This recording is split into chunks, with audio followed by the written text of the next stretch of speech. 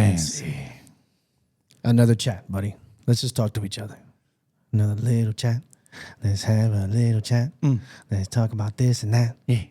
While I'm wearing a hat. Yeah. Talk about this and that. Let's get it started. Yeah. Welcome to FancyBread. Wait. No, I'm sorry. Did I ruin that for you? No. All right. No. Well, welcome to FancyBread. I'm Adrian. I'm Ed. And today we're having a little chat. As you know, this is when Adrian and I decide to talk about a couple of things, or perhaps three, you never know, depending on how the time goes, about things that are perhaps concerning us or concerning the industry or happening all around us. Okay? Yeah. Now, I want to start with something a bit personal, but however also that may matter to a lot of us. And that is beach life, is Miami. Because we are in Miami Beach, and I live in Miami Beach. Edwin, you for a long time, you used to live in... I've escaped from L.A. You never seen that? Yes, I seen the movie. John Carpenter's Escape from L.A. Kurt Great Russell. movie. I have escaped from L.A. Well, the Miami Beach is the fucking sewer, dude. why do you think so? Because it's underwater. All right. Nobody wears shoes. And it's just, generally speaking, a miserable place to be not because of the locals, but because of the tourists. Yeah, a lot of tourists go there. A lot of tourists go to different places now in Miami, and there's nothing wrong with tourism. It's great for the GDP. What's keep us alive? What keeps us alive? But it gets obnoxious after a while. I understand that. You know. Now, So yeah, I escaped. this all came because I was watching some real estate guy talking about Miami and Miami Beach and all that. And when he started talking about Miami Beach, I watched it a while back, so I don't have word for word verbatim. But it was one of those moments where you say, tell me you don't go to the beach without telling me you don't go to the beach. Right? Because as soon as he was talking about Miami, we're like, well, is that why? That's not why people choose to live in the beach. He was out of touch, is what you're saying. Out of touch, correct. Right. And I thought, well, it'd be a good opportunity for us to perhaps say a couple of things that would help inspire anyone to perhaps change their view on the beach. So if someone's like, oh, the beach is terrible because everyone's on sandals. Well, it's because beach life or salt life is for those who truly appreciate being in the elements, the environment, and wearing sandals is one of those things. I'm barefoot right now. So one could say It's fucking gross. beach life is for some of us, It's not for disgusting. all of us. It's disgusting. I feel like, there's some laws that are like ridiculous. Like if you are, if you're a homosexual in this country, you could get killed. Yeah. Like that's just ridiculous, right? But I feel like there should be a severe and non-lethal like law. Okay. If you're a man and you're caught with your toes in the street. I feel like you should get something done to you that's extremely inconvenient but non-lethal. It's all about grounding. Maybe like sir. a It's all year being in on jail. that Maybe like a element. year in jail. You know how awesome it is to just walk on the sand on the beach and just feel that sand That's fine. and do a little bit That's of that fine. grounding. That's fine. It's for those who enjoy the sunsets, the sunrises. That's fine, being dude. next to the water. That's that fine. Salt water air that just cleans your lungs. Great. You know, It's like it's okay. Let's say you get caught with weed. Do you have a medical card? Yeah. I do. Officer. Okay. Then you're good to go. So everything has its place. The further you get away from the beach, the less I should see your feet. I'm not mad at you if you're wearing chancletas because you're going to the beach. If there's a beach activity, it might even be 9 a.m. And you might say, hey, listen, I'm not going to go to the beach until 5. The beach is part of your day. yeah. God bless you. Go to the beach. We live in Miami. If you're a beach person, you're by the beach, take advantage of it. But I don't want to see your toes in Publix at 2 p.m. when I'm trying to get a sandwich. Just because you feel like wearing fucking chancletas. It's disgusting. It's disgusting. And you want to know what an even bigger sin is to me? When a man comes to a restaurant with his toes out. I don't care if they are $3,000 sandals. Leave your toes at home. Got it. And 1 year in jail. And I'm proposing this. If you're caught without a reason to have your feet out, you should go to jail for 1 year. now is this only apply for gentlemen or for ladies as well? No. Only men. Only men. Yeah. I don't care if it's a double standard. Only men. Why? Because men's feet are disgusting. All right? They're gross. I don't want to see a guy's feet. Well, welcome to the land of the double standards, because that is also Miami I don't want Beach. to see a guy's foot. I mean, this is the place where, walking disgusting. outside, it may be totally fine for you to be in your sandals, but going into a restaurant, gross. Well, I mean, nobody really wants to see your toes. I mean, some restaurants don't give a fuck. But again, it's going to be down person to person. But that did make me the question of who lives on the beach. Why would someone live on the beach? Because let's say that, for example, in terms of what we do, restaurants, Miami Beach has 3 out of the top 100 highest grossing restaurants in the United States. So that's just a lot. There's a lot of money in the beach. So if you're looking for an opportunity in the restaurant industry, the beach definitely has opportunities. Right. However, I will be honest about one thing. If you don't work on the beach, you might want to consider not living on the beach, because leaving Miami and taking the bridge, I-95, Venetian, or even MacArthur early in the morning or coming in the late afternoon, that is nuts.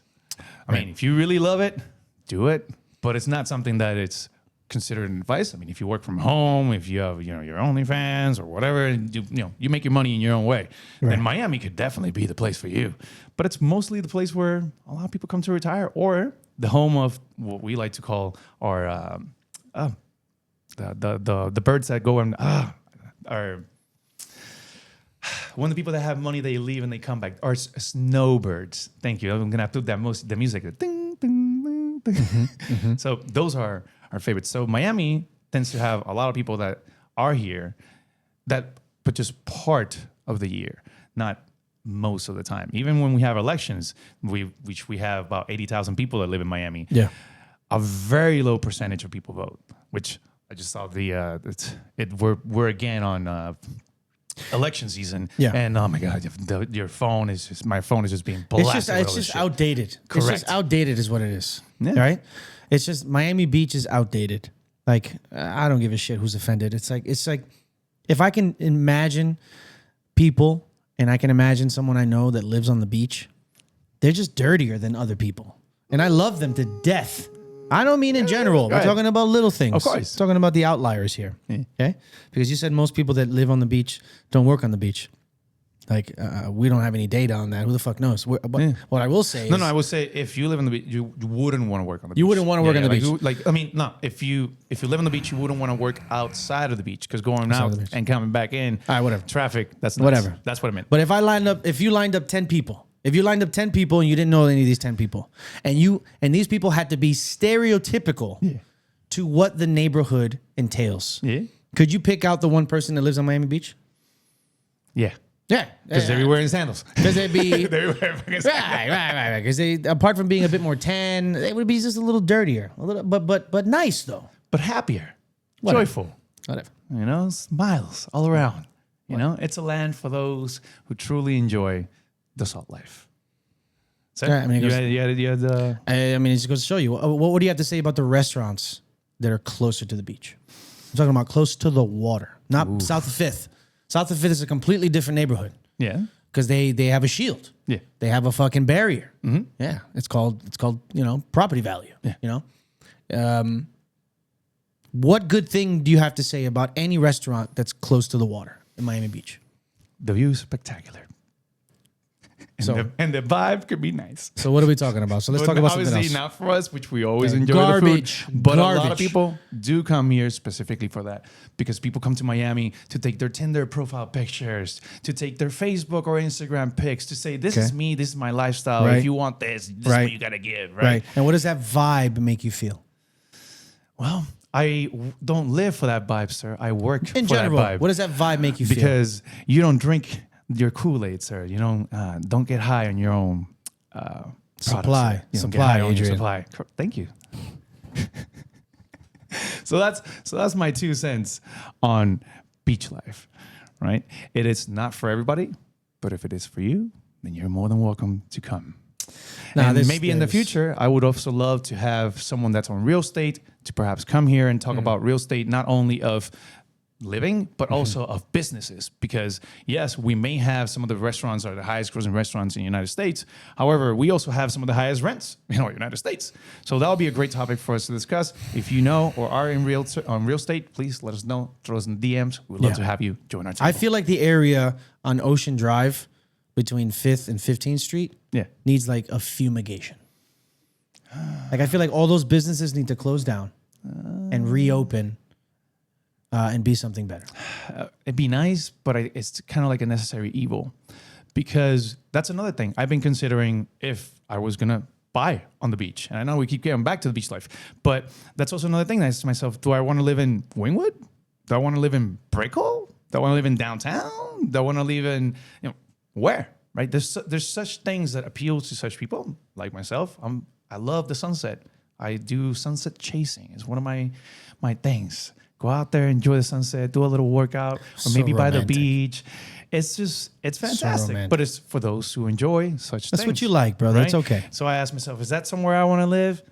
But then you think about the prices over here and you say, well, who the hell can buy it at these prices? So we look forward to having you. Let us know in the comments below. That's the tricky thing about tourism in Miami. It's a weird flow. And, with good comes bad. Yeah. When you get enough tourists that come to the city, eventually some of them will be bad tourists. Yep. And the unfortunate thing is that it doesn't take a lot to ruin it. It only takes a few bad apples. Is what they say. To just pay for the wicked. Ugh. Okay. So Miami's is like hubs of civilization that are slowly being invaded by a virus. You understand? The first hub of civilization that made Miami famous was Ocean Drive, the Art Deco, the beach, and all that. And that slowly got invaded. And by invaded, I mean it got invaded by tourists who just don't respect. Tourists who come here and they just want to act silly. They run out on checks and they want to get into fights with establishments and they want to hurt other people. And then it just gives a neighborhood a bad vibe. Yeah. So Ocean Drive was the first neighborhood to suffer from that. And because of that, the 2 or 3 restaurants on Ocean Drive that were any good didn't survive. Yeah. I would say the best restaurant that was on Ocean Drive was BLT in the Betsy Hotel, the steakhouse. And that shit wasn't immune to the virus of, I hear people talk about fish called Avalon. Fish called Avalon is on 5th Street. Yeah, and I've never been. Is that on 5th Street? It's on that street, if I'm not mistaken. Whatever. But never been, because again, it's so tainted by what you mentioned that it's a place that I don't tend to go. So what happened? However, I would love to have perhaps a police officer or someone from government that wants to come in and talk about how has that area developed in the past couple of years or even 10 years or so, because we have definitely seen a change. So, and what kind of changes are coming for that area? Let us know. Yeah, but you have to be an eater, though. You can't just be a fucking cop or a politician. If you don't tip well or you don't order well, you could go fuck yourself. Please. Yeah. So it's tough because that virus just keeps spreading. First it was Ocean Drive, then the locals went to Washington, and then the vibe got ruined there. And then where'd they go? They went to Alton, and then now Alton is whatever. And then where'd they go? They went to Wynwood, and now Wynwood is. I'm sorry to say, Wynwood is turning into garbage. Ton of great restaurants, but garbage. Just saturated with shit. Just people doing the same thing, acting silly, not respecting the local vibe. We love the tourism. That's why it's the difficult situation, because a lot of tourists in the city mean a lot more money for us in the restaurant industry. Yeah. But when the bads outnumber the goods, it's like, where are we gonna go next? Yeah. You know what neighborhood's looking good is the neighborhood where the Citadel is. Really? Northeast 2nd, a little bit west of El Portal, right there where the Citadel is, off-site. Sherwood's used to be there. I think they might still be there. There's a place called, there's a place that's kind of like a little lanyap. Yeah. I forget what it's called. I went there once. I apologize. But that neighborhood, because what happens is people can't afford the rent in Wynwood anymore, so they have to go somewhere else. That's good and bad, because it displaces people. But at the same time, it's like, that's how Wynwood started. I don't know if anybody knows, but Wynwood used to be like a zombie apocalypse in Wynwood. Yeah. Over 10 years ago, you would get shot if you walked in Wynwood. The outskirts of Wynwood are still sketchy. Yeah. I mean, that goes to show you. Unfortunately, there's a lot of homeless in the outskirts. So going into your favorite restaurant in Wynwood, you have to pass like more than 10 people just hanging out on the wall. And it can be difficult. It can be unpleasant for those that want to come in and visit our city and enjoy the beautiful things that it has to offer, like the beach and also our wonderful restaurants. You know? Yeah. Yeah. So I got a question for you. go for it. If you lost your job today, how would that make you feel? At the moment, like, oh, wow. Obviously, there will be a shock. But I think I'll be okay. You think it'll be okay? Yeah. Does the concept scare you? Are you scared to lose your high-paying restaurant job? There are parts of it that you ask yourself, oh, you tell yourself no. But when it happens, you'd be like, oh, I can no longer do this. I can no longer do that. So, yes, there are aspects of it that definitely make it scary. By this and that, you mean like your lifestyle? Yeah. Okay. But at the same time, I saw this recently where it said that your life is where the uncomfortable is. And if you always do the same, which the fear of losing a job is because you know that if I go to work this month, I have an idea of how much I'm going to make and the lifestyle that I'm going to have. And I know what to perhaps expect out of my month. But as soon as you lose that job, then everything becomes uncertain. And your life happens depending on how comfortable you are with uncertainty. Some people are scared shitless of uncertainty. I mean, I know I'm saying that, but I'm scared of it too, right? But the point is that when you ask that question, I said to myself, yes, sounds scary, but you know what? In that uncertainty, I have found myself where I am. Okay. And perhaps in that uncertainty, I will find myself where I'll be. I would, it's weird for me. It's a feeling that I have had. Yeah. More than once. I had it recently. Because, sometimes I'm a little naughty. Yeah. And I have to admit, it scares me. But it's also very exciting. It's more exciting than it is scary. But I'd be a fool to say it's not scary. Yeah. But it is really exciting. Because it's one of those things where it's like, you have to adapt. And I think if I lost my job now, I think I would be done with the restaurant industry.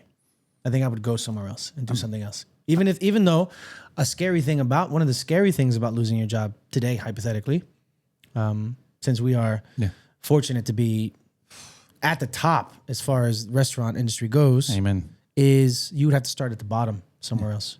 Yeah. And I'd be okay with that. I'd be totally fine with that. Yeah. And that makes me a very dangerous person. Makes me very dangerous because if I lose my job, I mean, what's the worst thing my job could do? Fire me? Yeah. Obviously, I don't want that to happen. No. But if they did, it would be scary, but it would be a lot of fun. Yeah. It'd be a lot of fun. As you mentioned that I once worked in a cruise ship a long time ago, and I met this guy who said to me the following. He said, "Oh, Adrian, I had it all. I had the 6-figure corporate high-paying job, the wife, the kids, the house, the car. I had it all. My life was set. And in less than a month, everything changed. Lost the job, lost the wife, took the kids, took the house, the whole thing." And then he looked at me and said, after he paused and just took a breathing. Guy's never been happier. I've never been fucking happier in my life. Never been happier. I'm finding myself in this cruise, working this particular job, in love with this beautiful woman. He was having it, and he said it all happened because my hand had to be forced. Right. If no one forced my hand, I would have stayed there till I died. But you have to go through that, and it's it sucks. But if you work hard and if you have the right network, you'll be just fine. I think what scares people a lot is money. Let's be honest. But it's like, if you're our age and you're still in the industry and you don't have some savings, you did it wrong. I don't know what the fuck you've been doing. I don't know. There's different levels of it. We don't have to get into specific numbers, but if you don't have enough where you can, I don't know, pay a couple of months of rent, at least. I don't know what the fuck you've been doing. I really don't know. You fucked up. Yeah, you put your energy into the wrong things. You fucked up, son. There you go. Maybe you bought the wrong hat. Now, speaking of hats, unless you were moving up, Go ahead, Adrian. I wanted to talk about wearing too many hats. When you go to any restaurant, Yeah. right, and you see that there's only 2 people managing the floor, as in 2 servers. That's it. Nothing else. This server not only has the hat of a server, because this person is taking your orders, right? This person's also cleaning your tables. This person's also getting you your drinks. Yeah. This person might be making your drinks. This person might be running the food from the back. This person might be taking phone calls and doing to-go orders, or might be at the door greeting guests and making sure that everything goes in a timely manner. Yeah. And, well, a lot of people go to these restaurants and they'll be like, oh, service is absolutely terrible. Well, it's because you only have very few people in charge of too many hats. And as you go into more fine dining establishments, then you see that there's a lot more people, and then those hats get distributed along the way. Because where we work, we have a cocktail runner, so we don't have to run our cocktails. We have food runners, so they run the food. So that we're most of the time in front of our guests, making sure that their table is just squeaky clean, that they don't have anything, that we detail it, that we're managing their expectations and everything that they have around. And what I invite you to understand by that is that whenever you go to a restaurant that doesn't have that much help, it implies that you should or need or could be a bit more patient, because it's just 2 people doing the job of how many? 5, 7 that I just mentioned? Yeah. Just like that. Right. So I invite you to be a little patient with those that are doing a lot, because those are the ones that are showing up, or those are the ones that the business is able or capable to hire, because as they make more, they hire more. So be a little patient when you go to any restaurant on the beach or outside. Anything you want to do? No, I mean, that's easier said than done, right? Because I've always said that something, you want to see an example of horrible aspects of humanity? Go for it. Look at the behavior that guests have in restaurants. You really want to see the dark side of some people? Look at the way they behave in a restaurant and treat the employees of a restaurant. Some people are fucking disgusting. Absolutely gross. Yeah. And I don't really know. Do you think people are that way in every aspect of their lives? Yeah. Really? Well, I saw that, I read this that says that you do everything in life the way you do everything in life. Okay. So in a way, it's if that's the way that you treat the people that are there to serve you, what goes to say that that's not the way that you treat the person that's next to you, the person that you love, or your family members, or anybody else? Well, I mean, that brings in the question too sometimes. Like, who do you think is a bigger loser? A loser or someone who's with the loser? Because that's a perfect point, right? People are the way they are in a restaurant. Sometimes people are disgusting. Yeah. And then are they like that to everyone? We don't know. But there's people sitting with them. We're not talking about a solo diner. We're talking about people in a group, right? Yeah, yeah. So the people that are with this person, like, who's the bigger sinner? Like, is it the asshole or the people who are with the asshole? Right? Is it the person that's ordering and mistreating everybody around them? Right. Or is it the person that's sitting there and just looking letting at it you happen. and letting it happen? Letting it happen. You tell me, as angelic as you are, you've never served anyone and be like, this fucking dude is a loser. This dude is a loser. Like, fill in the blank for whatever that means to you. This person is a loser. This person makes me feel good about myself because they are a fucking loser. Yeah. But then all of a sudden you turn to the other person they're with, and that person's just there, just existing, wafting in the shit smell that is the existence of that person. Yeah. And then I say to myself, yo, who is worse here? This loser who's an asshole, or a wannabe macho guy, or a wannabe cool guy, or the person who's sitting next to them tolerating them? Who's the bigger loser? Just because, I don't know, they want to be there, or they want to eat there, or they want to hang out there. Wow. I say That- I say the person there, the accomplice, is the bigger loser. Wow. Is a bigger loser. Because that loser at least has the human decency, counterintuitively, to be who they are. To just be an asshole. Right? Like, think of it this way. If somebody cuts you off in traffic, Yeah. and then they signal right at the end, fuck you. Right? But you know who I respect more? Someone who just cuts me off and doesn't signal. Like at least you meant it. Dale. So if you're an asshole sitting down, you are who you are. For you being who you are, being like having zero filter about it, I respect that. I like, this is who you are. But for the person who's sitting there just eating it with you, fuck them, bro. I think they're a bigger loser. I've always said they are a bigger loser. That is true. But I mean, that goes into the positions that they're in, who are these relationships. But yes, that is very, very true. Now, the one caveat though, and we have had this a lot of times, and that's why I'm like, I guess, because it's nothing bad. There's nothing. I appreciate when you have one of those assholes, and they know they're assholes. Yeah, you know, they know it. They're almost great. But something great about it. But when that bill comes, they say it in a big number that says, "Thank you for putting with me for being an asshole." But it doesn't say it in words. It says so in numbers. Yeah, the big tip. And when that happens, you say to yourself, "You know what? I like an asshole. I don't mind an asshole every now and then. A little spice and pepper. It gives us something to talk about on the show." To be honest with you, I mean, if we didn't have assholes, we didn't have shit to talk to about. be honest with you, I don't mind an asshole. Everybody in the restaurant was wonderful last night. Now let me ask you this: Nobody wears sandals. If someone is rude to you, do you give them worse service? I tend to not do so. However, at times where I've done, because we all do so, what I do is I take away the extra that I give and just make sure that they have everything they need. Right, you give them the bare minimum. Yeah, just make sure that they don't need anything. It's just not me going in and talking to them, asking where they're going, or how's your day, or what brings you over, how did you hear from us? You know, you're looking lovely. What are we celebrating? None of that stuff. It's just, you want to be rude? That's fine. You give them the bare minimum, dude. Food's gonna be there. Your stuff's gonna be there. Water's gonna be in the glass. Water's gonna be in the glass. You know, and I'm gonna tell my assistant, hey, that couple over there, now, just make sure they have everything, but just now hold on. Let me ask you this. Let's get deep into that Puerto Rican brain. Do you avoid conflict with these people? Like, let me give you an example. They're rude. Yeah. Does that make you hesitate to go to them and offer them something? No.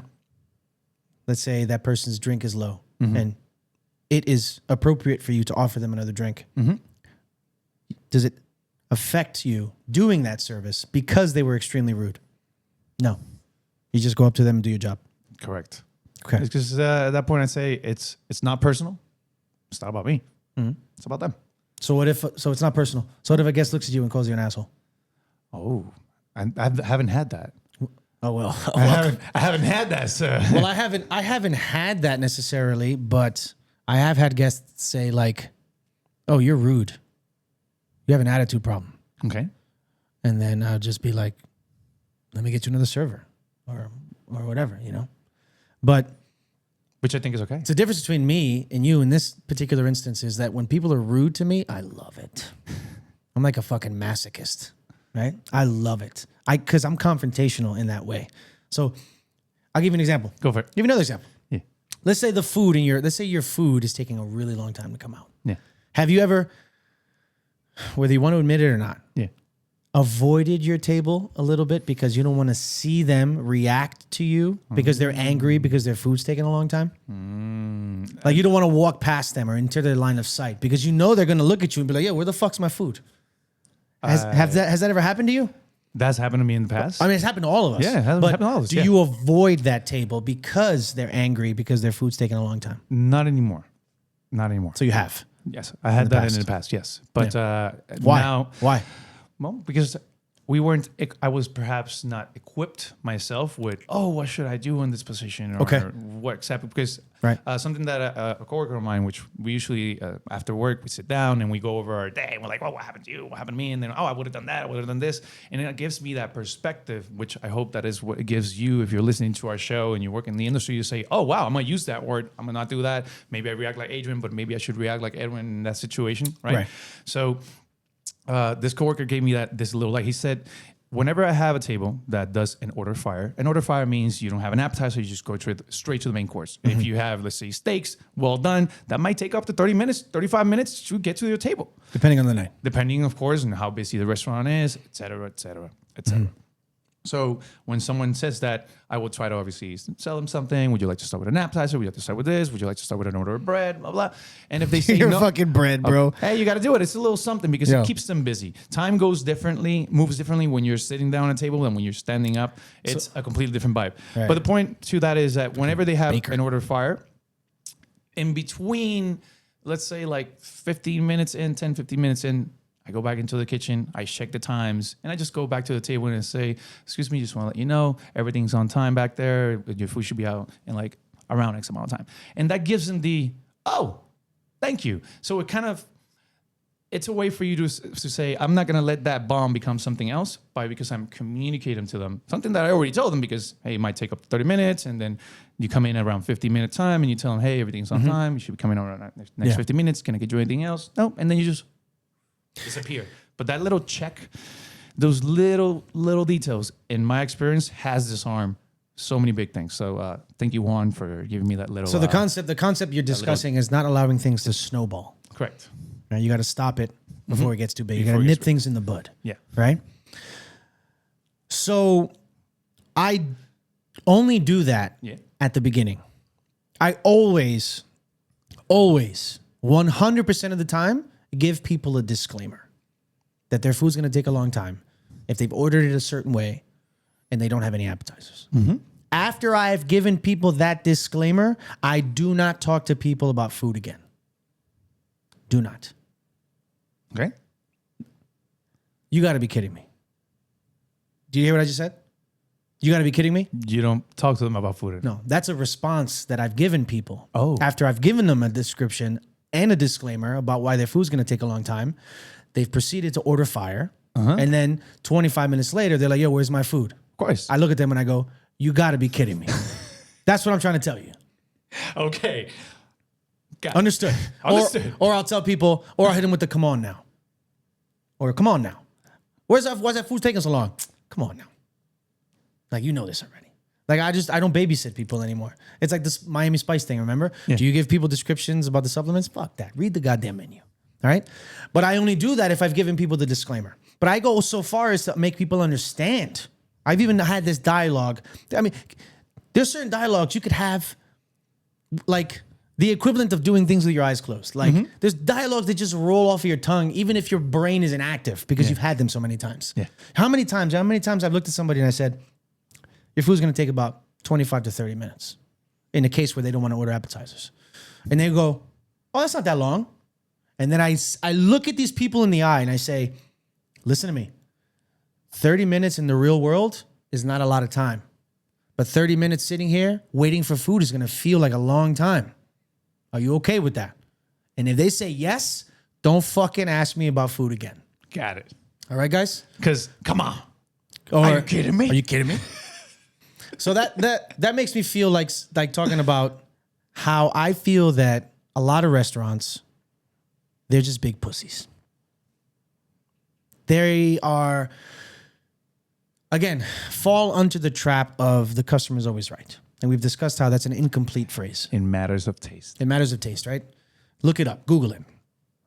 So I'm just not afraid to, and again, this is not a restaurant's not a business model where you can put guests below you, right? We have to put guests first. Of course. We have to. No restaurant can succeed without putting guests first. But I feel like, especially now, because restaurants are so slow, restaurants are being big pussies. They're letting guests get away with too much. And hey, Edwin, listen, that's the industry you're in. You know, you got to make guests happy. Yes. But you have to understand some of the fucking wild animals we deal with in Miami, right? Because what happens? You let somebody get away with something, and then when they come back, it's not like, oh, in their minds they say, hey, you know what? They let me have that one last time. Yep. They let me have that one. Yep. So now I'm going to behave. I'm not going to expect that. I've given people that disclaimer before. I said to somebody, okay, look, we require full orders in our restaurant. Whatever you want to have, you have to give me everything so that I can course it for you appropriately. So there's guests who've come in and have been like, listen, I don't want to give you my main courses yet. And it's a night where, hey, listen, these rules aren't in black and white. You have to read the room. The restaurant is not as busy. Let people be have the perception of comfort and control. Of course. So I tell people another disclaimer. And this has happened to me. Disclaimers. This has happened to me where Joe Schmo comes in. He's like, I don't want to give you my main courses yet. We're not going to do that. I don't want to get rushed. I don't want to get into it with him that I'm good at my job and I can make it work. I say, hey, listen, Joe Schmo, whatever you want. But listen to me, Joe Schmo. Go for it. Listen to me. We always want a full order from our guests so that we can make it work for you. So I'm going to let this happen because we're here to make you happy.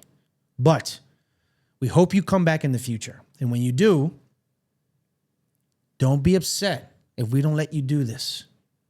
Don't quote that, hey, last time I came here, they let me do this ordering style. Don't say that, Joe Schmo, because then you're in trouble. Yep. Right? Then you're in trouble. I took care of Joe Schmo maybe a month later. And Joe Schmo suffered from amnesia.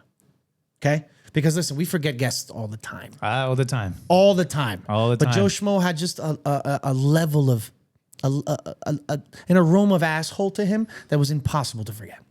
So I said, Joe Schmo, welcome back. And Joe Schmo hit me with the amnesia. All right, well, that's good for now. We'll order main courses later. No, Poppy. You got to give me this main course now. Disclaimer. You got to give me this main course now. Right? And where does this all tie into play? Where I told Joe Schmo, listen, this is the way it's going to be. You're going to give me your full order or I'm not putting any food in. I'm not putting any food in. Let me speak to a manager. Okay. I didn't show it, but I was a little scared because I was like, my manager's going to be a pussy. My manager's going to be a pussy. Especially depending when you look around the room and you see depending who's but there. I panned around and I found the manager that always says no. Because you have to find one. That always says no. You got to know what your managers are good at. There are certain managers you go to for a yes, certain managers you go to for a no. If you don't know what that means, I'm sorry. So I go to my manager who's a no, and I needed that no. So I'm like, my manager was like, no, stuck to his guns. And then Joe Schmo behaved. But just conceptually, that really frustrated me. Because it was like, yo, I gave you the disclaimers.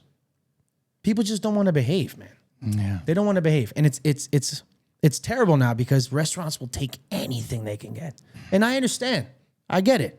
Our paychecks aren't looking the same. They aren't looking the same. No. It bothers me. But at the same time, I guess it goes back to that question. Are you going to be the person that allows that asshole to be the asshole? Because what you said about but you're talking, that's a different kind of asshole. That's good. So I want to give some of you my version of that, right? Because I do have that situation as well. Go ahead. But I do kind of start with that, right? Because, I go in and introduce, welcome to X, my name is Ed, blah, blah, and then after all that, I do say, we kindly ask for a complete food order so that we may course your items for you. And if they're like, I want to start with this, we kindly ask for a complete food order so that we may course your experience for you. God. Take your time. I'll be back shortly to take the rest of the order. Oh, but we're going to start with that. Well, I have it written down. I'll come back and I'll get the rest of the order when you're ready. I heard people just fucking dumb sometimes, man. That's it. Just repeat, be clear, precise, concise, be nice. Because I'm just telling you, I have it. People I'll be are back so in a dumb, couple man. minutes so that we can take the rest of your order and you can enjoy the rest of your conversation without being disturbed. Right. You make it sound nice for them and then be like, oh, okay. And then at that point, usually the person across from them looks at them and be like, yeah, you're being a fucking ass. And like, that's what I was about to say. That's what happens. Usually people are like, okay. And then sometimes I'm even... Go a step further. So go a step further, right? Because they might have said, oh, we want to start with the Caesar salad and we want to start with that little fish right there. And I'm like, what? And sometimes I will go ahead and just put one item. Just out of. Just give him a little Why taste. not? Just give him a little taste. Just give him a little something. And then as I come back to the table, are you ready to go ahead and order the rest of the items? I went ahead and I put in the salad for you, but are we ready to order the rest? And then they'll be like, all right. So you go with those. But we all have our, like you said, your disclaimers, right? Because at a certain point in a busy night, we work in a restaurant where, I love this, I'll tell you a line that somebody else does, but we work in a restaurant where you have an hour and 45-minute reservation time. And it's the last bomb that you want to throw a guest. It's just letting them know, sir, we do have an hour and 45-minute reservation time. I just want to make sure that you can have all your experience in a timely manner without feeling that you're being rushed. Once more, I'm going to give you a couple minutes. I'll be back once you're ready. That's it. I mean, I try to disarm it with, going from low too high. And if at one point they cross the line, all I do is silence.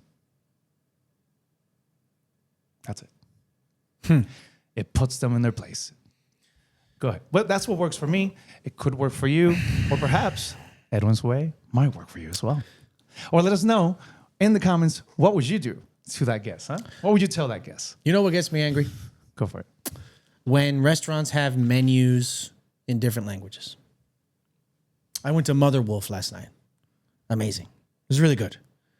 But all of their menu items are in Italian. So you got to read the words in Italian, and then it has an English description. Yeah. By the seventh item, my head hurt. Like I had menu fatigue. You know what I mean? And like that is... I hate that. That is intentional. It's intentional to give me menu fatigue. I don't like that shit, man.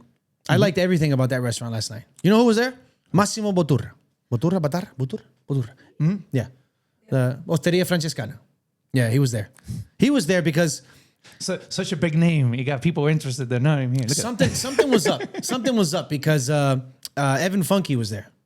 He's the chef who is associated with the restaurant. So there was talent. Yeah. I was like, okay, food is serious. I was scanning the room. I was like, why is the chef here? I was like, my theory was like, oh, he's here because their food sucks. So he's trying to, bring it back to life. Yeah. But then when I scanned the room and I saw Massimo, I was like, okay. But the food was great. But I was so tired because I had so much menu fatigue. Like I don't like that. It doesn't make any sense, especially since there's so much like obscure terms. Like I don't want to read everything. I just want to scan the menu, say yes. Everything else is a no. Yes. That's it. I'm done. Yeah. My ordering process is very streamlined. I guess it works for some people. Yeah. But for me personally, I'm a very fast orderer. I know what I want. I know what I don't want. And then that's it. I put the menu aside and I'm ready to go. Yeah. Tell me about some off menu items. Maybe it'll tickle me in the right way. But my ordering time, from the time you give me a menu, let's say a server never moves away from the table, which would be awkward, but hypothetically, gives me the menu and he just stands there. I'll be ready to order. I will finish that ordering process in less than 5 minutes. I'm ready to go. Because when I go out to eat. I don't go with the chit chat. I don't go to bullshit. Let's eat. Well, I'm gonna give it straight to you all. That is a business predatory practice. The idea behind it is that when you open a menu and the letters are too small, the numbers are too far, restaurant's too dark. The restaurant's too dark, the music's too loud, there's too many things for you to see, you're too stimulated, and for you to pay attention to one thing, which you can't, let's face it, you can't even pay attention to your phone for like 5 seconds without swiping the other way. Come on. So you have to actually pay attention, and you see two different languages, one that you have no idea what it is, makes it look fancy. It prompts for you to just have this face of and then that's when your server comes in. And it's like, oh, welcome in. Let me guide you through our menu. Let me offer you this and that. And it takes you on this experience that probably it's out of your control. And that's why I say that those can be perhaps predatory practices, because it makes us order for you instead of you ordering for yourself. So it gives us more control to selling more items to you and to pushing things for you. That's kind of kind of the deal with some of those. Not saying that they're exactly for that, because one could argue that no, we get a lot of Italian customers. Nobody does. No, you don't. And then they're gonna read Italian. No, they don't. No, you don't. No, they don't. You've seen people come to our restaurant and use the Google Translate app. Yeah, that's cool. If I'm somewhere international and the menu's not in English or Spanish, Google me up, son. Yeah. But it's not even like their price point was super high. Their price point is not astronomical. So, I mean, the theory that allows them to sell more and cater an experience, I don't know. It made ordering frustrating because I had to read everything. I will say, oh, sorry, please go ahead. I had to read everything. No, it wasn't just like, oh, grilled prawns. It was like gamberi. I was like, I know what gamberi are just from my exposure to Italian menus, but a lot of people don't know what that is. So then they got to read it. Oh, what are these grilled prawns? Everything. I had to read everything. There's even worse. Sometimes they put the prawns in the Italian word, but then in the English description, it doesn't say prawns. So it might say gamba, and then it said with garlic and chives and fennel and blah blah blah. Right, blah, they don't but give it them doesn't in say- protein? It doesn't say the protein. That's so dumb, it's bro. like it's even more confusing. But you know what's even more confusing? Taking care of Italians. I don't know why it's so confusing to ever serve Italian guests. I always thought, because I mean I haven't myself traveled Italy and I look forward to doing so one Right. day. But I always thought that in Europe, most people that speak their main language, their secondary language is usually Spanish or English. And it's so interesting that you get a lot of people that are from Italy and I think they don't even know how to speak Italian. You're like, Especially if they're from Napoli. Napoli. what should I fuck with Napoli. it's a Great team, great pizza. It's a difficult. Yeah, Italian guests. I don't know. Italian guests are. I mean, first of all, they don't tip.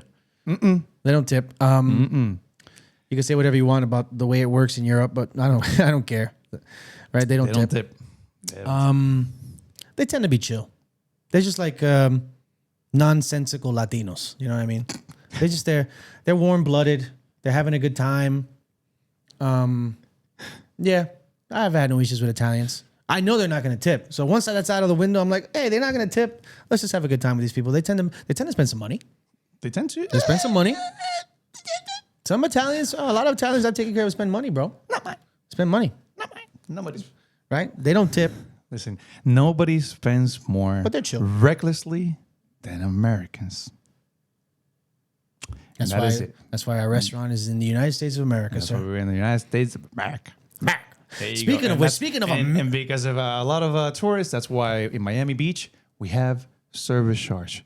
Because all of you come from whatever country, You don't fucking and even tip. though you tend to be educated, because not because you have money means that you have class. And a lot of people have money to come to Miami and enjoy a very nice, expensive dinner, and know how our practices are, and then they decided not to tip. That is why in Miami Beach we have service charge. right. Right? Speaking of That's what I said. America, are you familiar with the One Big Beautiful Bill? No. I mean, I know what it is. Right. I've So heard the of one- it the being One Big said. Beautiful Bill- Have I read it? Right. Absolutely So not. the I One don't Big think even the Beautiful people that Bill- made it read it. Go ahead. Right. So the One Big Beautiful Bill, as far as the service industry is concerned, is about, your tips. Yeah. So when the idea was first introduced, a lot of servers were like, "Well, that's it. I'm buying 3-4 houses. I'm going crazy." Because the idea at first was, we're not going to get taxed on our service charges. We're not going to get taxed on our tips. On our tips. Not service charge, on tips. We're not going to get taxed on our tips, right? Sorry. So we were like, "Yo, we got it, right? We've been in this industry. Now it's finally paying off." Yeah. Man, that is, the act is such bullshit, bro. So apparently the way it works is you can deduct $25,000 from your taxable income, which at the end of the day amounts to between $5,000 and $6,000 extra income. Okay. That's it. That's the whole story. That's it, dude. That's it. So- It was bullshit. It's not going to be like 100% of your tips are untaxed. No, you can only deduct $25,000 from taxable income. Well, a lot of people would say that is a lot of money. If you don't even make a lot of money, Yeah. they gave like 3 different scenarios. If you don't even make a lot of money, it has to be a very specific kind of profile of a server. Of course. Right? If you work part-time and you make less than that, you get 0. So you have to make more than 25,000. You get 0 because if you make less than the maximum deduction amount, you don't even qualify. Wow. You don't even qualify. Okay, so that means it amounts to nothing. In the case of a lot of people. You don't qualify. If you work, the examples are like, listen, Mary works part-time. She works like 20 hours a month. And she has to take care of her kid and she doesn't have time. That's all she can do. She makes like 20 grand a year from her restaurant job. Mary doesn't qualify because she doesn't even make the amount of the maximum deduction. Wow. So you have to go over the amount of the maximum deduction in order to apply. And then in the end, she makes you 0. You only may have She about makes 6,000 0 from the OBBBA. The big She makes beautiful 0. bill. Well, that sounds big and beautiful. I do have a question. It was all bullshit, bro. It's all smoke and mirrors. It was all bullshit. Yeah. This motherfucker, how many votes did he get from the service industry? It might have been hundreds. It might have been thousands. Some people say that that's how we won. It might have been a lot. It might have been a little. Who knows? But he got more votes from service-oriented people because they were like, "Yo, we're making money." Well, we did spoke. He is the megalodon. It's a big shark. Now he's a gangster, bro. I'm gonna do is a hustler, bro.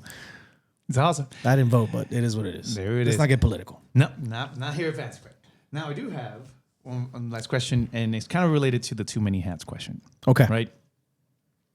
How and when do you ask for help while at work? If I'm too busy to deal with it. Yeah, that's what you're. And how do you? What's too busy for you to deal with? If in my sensible mind of prioritizing things, I realize that it will negatively affect someone's experience based on the amount of time I have to get to them. So if I know there's an internal clock that goes in, right? Mm-hmm. If I know that by the time I get to a certain table, too much time will go by. Yep. And this is not something I realize when that clock is at 5 seconds and that bomb's about to explode. No. I know before I even activate that clock. I'm triple sat. I know that the first table that I got to already has their drinks. I've already spieled them. But the third table is taking a lot of my time. Then I know that I'm not going to get to that first table to take their order in an amount of time that makes me happy for my style of service. Yeah. Then, yo, Bobby, go over there and take that order for me. Simple.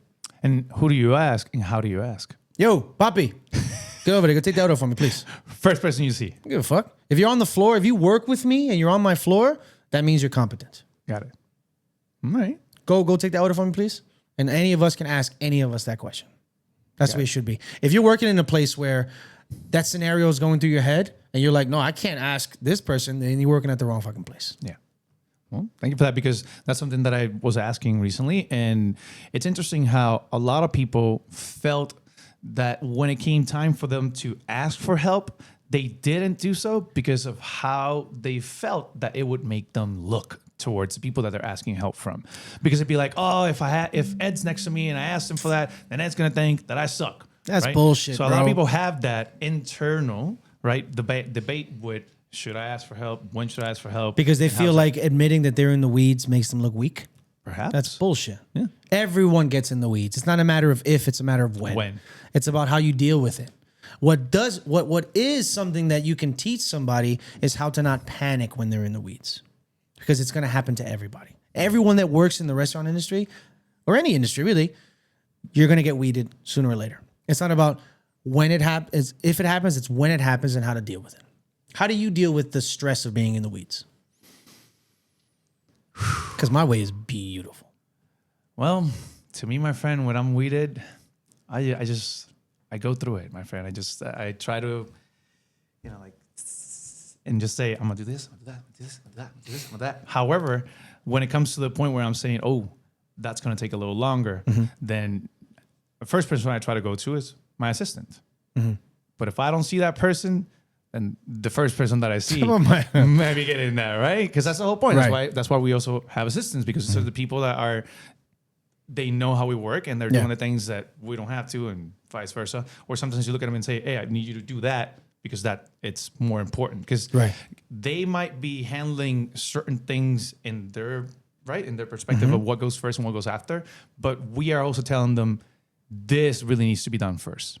Okay. Like if you're my server assistant, or if I'm asking you as the server that's next to me, or anyone that's next to me, that's the manager, the first person you see, and I'm telling you, I need your help with this, is because I need your help with that. Right? It needs to be done. It's like it takes priority over perhaps a lot more other things. And if I'm not doing so, it's because I have a lot of other things that also take priority. Like it's just that I guess some people would ask someone to do something and then they do nothing. And then I guess that goes into what some people do. Hold on. But go for it. How do you deal with the stress, Adrian? That was the question. How do you deal with the stress of being in the weeds? Oh, the internal emotional, mental struggle of being in the weeds. Thank you for bringing it back. I take a deep breath and I remind myself, guess can wait and guess will wait. Simple as that. And then try to get as much done in a timely manner. And ask for help where you can and need it. So that's usually how I handle that. The way I deal with it is very simple. Yeah. Let me give you an analogy. Go for it. Or a metaphor. Or an example. Whatever. So, you're on your motorcycle. Yeah. And it starts raining. Yeah. And you get wet. It's infuriating.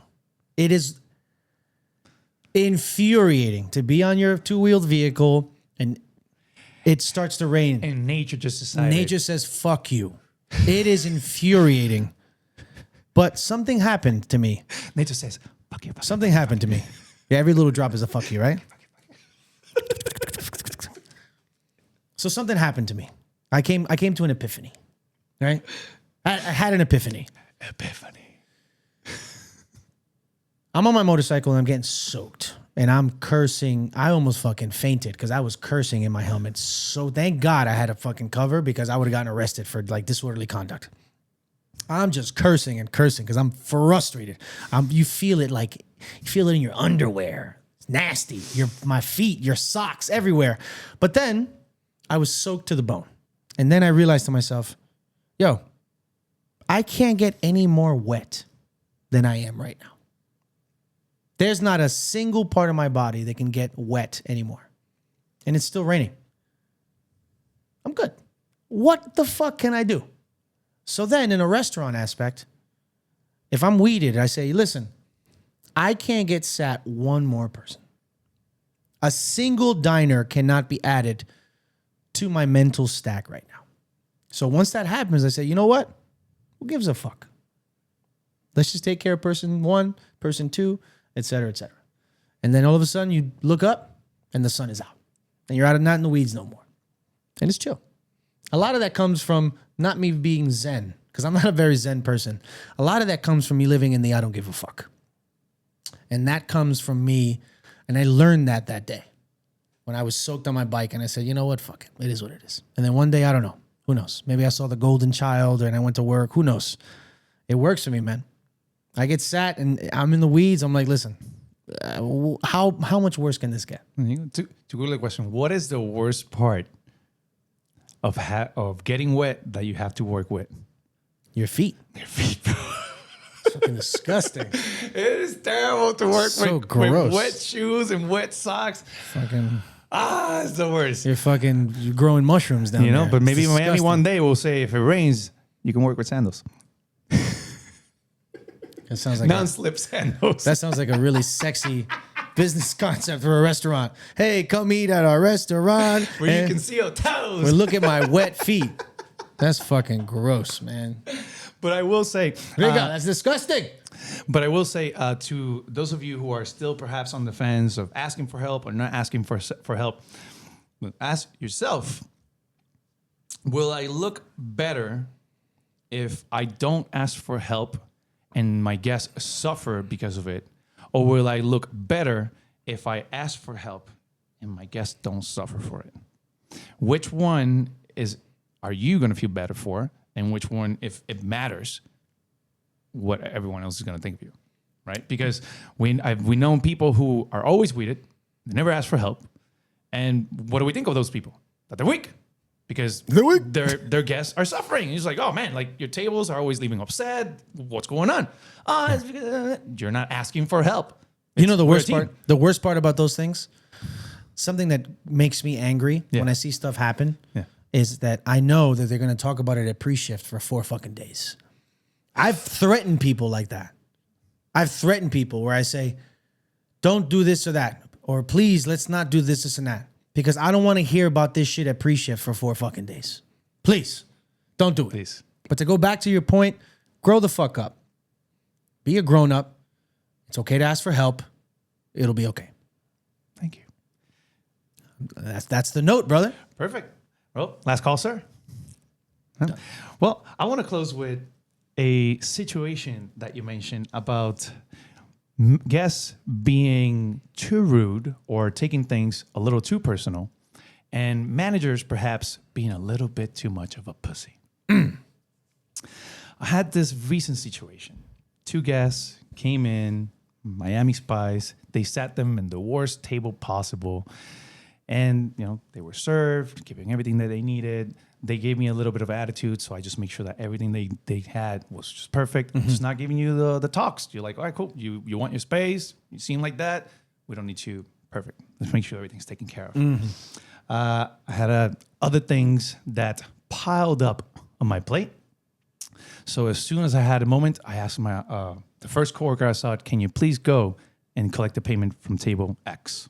He's like, absolutely. Went there, goes back and comes to me and says, Adrian, they shorted you, which means they paid a lesser amount. And I'm just busy doing all these things. My coworker says to me, oh, you want me to go and talk to them? And I'm thinking, you know what? I'm not going to ask someone else to deal with that because that's a very uncomfortable situation. So I said, no, I got this. So I go outside and say, excuse me, sir, pardon, but you were short for X amount, right? At that point, usually when that happens, because it has happened before, it happens because people, they underpay because they probably miscounted. That's usually what happens. Guests miscount and they walk out, or they read the subtotal, not the total. There may be many reasons. So you go outside and very politely say, excuse me, sir, or ma'am, you were short for X amount. You collect the payment and you say, thank you very much. As simple as that. It doesn't need to be anything else other than that. But what happened in this situation was very different. They reacted very personally. It was like, oh, wow, for real? And I said, excuse me, should we pay for this? It's like, it was wrong. So the person pulled out the rest of the amount, grabbed it, thank you, walked back inside. This couple decided to write the most unscathing review you could imagine. How dare he? My mother felt like this and that. This human being, they described me to the T. And then my manager comes to me and says, Adrian, look at this. What happened? What are we going to do about this? And I say, well, very simple. And I'm going to finish it towards you as a way of reading an email to you. It's, dear customer, we apologize for the inconvenience of the situation that you felt that you were put through. However, we kindly invite you that next time that you visit any establishment, if you decide for any reason that you want to pay any less, before walking out, make sure to talk to your server, or even better, ask to see a manager. And to that manager, you explain the reasons why you feel or want to pay a lesser amount for whatever it is. That manager, alongside with you inside of the establishment, will let you know, yes, go ahead, we'll take care of the rest. That will be all. And we encourage you that if you ever feel like doing this again, that should be the proper procedure. Otherwise, someone will come out and ask you kindly, excuse me, sir, you are short for X amount. Say thank you and let you go with the rest of the day. So we encourage you to come back, where perhaps Adrian will welcome you with a brand new smile. And on top of that, we'll take care of dessert, just to make sure that you finish on a sweet note. Thank you for listening. Take care, everybody. Don't forget to like, share, subscribe.